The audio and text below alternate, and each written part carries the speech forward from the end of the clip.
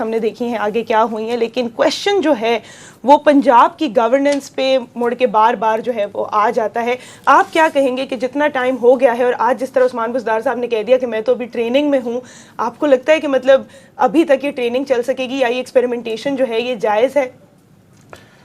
دیکھیں جی، میں سمجھتا ہوں کہ ایکسپیریمنٹیشن نہیں ہوتی۔ 6 مہینے ہیں اور چیف منسٹر بنا ہے۔ ہم لوگوں کو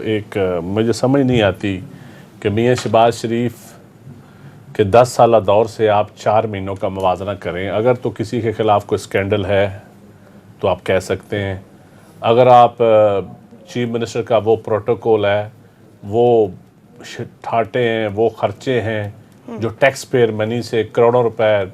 رائے ونڈ فارم، ماڈل ٹاؤن ریش، ڈیفینس ریش، کہاں کہاں خرچے تھے، اس کا بھی ایک کمپیریزن کریں جی کہ ایک دور دراز علاقے کا عام آدمی چیف منسٹر بن سکتا ہے۔ ہمارے ذہنوں میں ایک ہے کہ شاید یہ سیٹ صرف ایلیٹ کلاس کے لیے، اس طبقے کے لیے بنی ہے جو طبقہ پیدا ہی اپنے آپ کو حکمران بنانے کے لیے ہوتا ہے، سمجھتا ہے کہ میں نے اس قوم کے اوپر رول کرنا ہے، حکمرانی کرنی ہے۔ اور باقی رہ گئی بات کیبنٹ ہے، آپ دیکھ لیں ہاؤسنگ پروجیکٹ لانچ ہو چکا ہے، آپ نیچے دیکھ لیں کوئی انٹرفیرنس سیاسی طور پہ اس وقت کوئی ایس ایچ او یا ڈی پی او یا ڈی سی او پولیٹیکل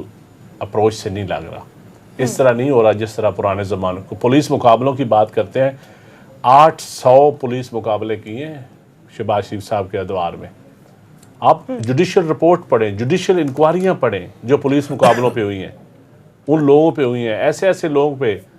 آپ ان کے دور میں ایف آئی اے کے چیف جسٹس تک مارنے کے انہوں نے اسکینڈل بنائے، خواجہ شریف صاحب کے اوپر ظفر قریشی صاحب کی رپورٹ ہے، نتاشا ریپ کیس ہے ٹیکس لا کا، یہ ساری چیزیں پڑھیں، ان کی گورننس دیکھیں آپ۔ جو لوگ میں سمجھتا ہوں کہ اگر تو انہوں نے ڈیلیور کیا ہوتا، ایگریکلچر میں ڈیلیور کیا ہوتا، کوئی یوتھ کا پروگرام ہوتا کامیاب، کوئی انہوں نے اچھا بلدیاتی نظام دیا ہوتا، کوئی انہوں نے بیوروکریسی میں ری ویمپنگ کی ہوتی، چند بیوروکریٹس کے ذریعے انہوں نے حکومت چلائی، پولیٹیکل کلاس کو انہوں نے بالکل کوئی لفٹ بھی نہیں کروائی اور کوئی ایسی پولیٹیکل جماعت میں ڈیموکریسی بھی نہیں آئی،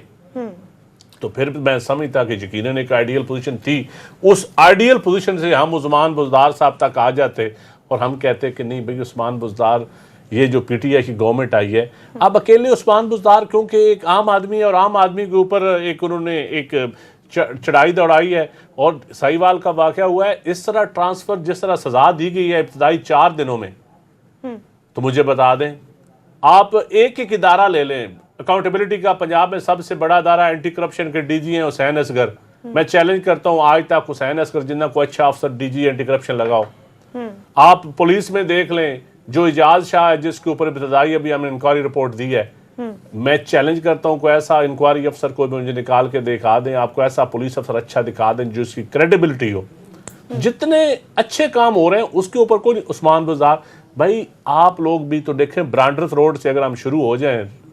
رپورٹس کرنے اور پرائم منسٹر ہاؤس تک ہم سفر طے کریں تو کہاں انکم ٹیکس کے انسپیکٹر تک ڈیلنگ اور کہاں ترکی کے اردگان سے ملاقاتیں، تو یہ اللہ کی دین ہوتی ہے، ہمیں اس پہ کوئی اعتراض نہیں ہے، لیکن اب یہ اس طرح میں سمجھتا ہوں چیزوں کو گڈ نہیں کرنا چاہیے۔ لے کر چلیں جی چند صاحب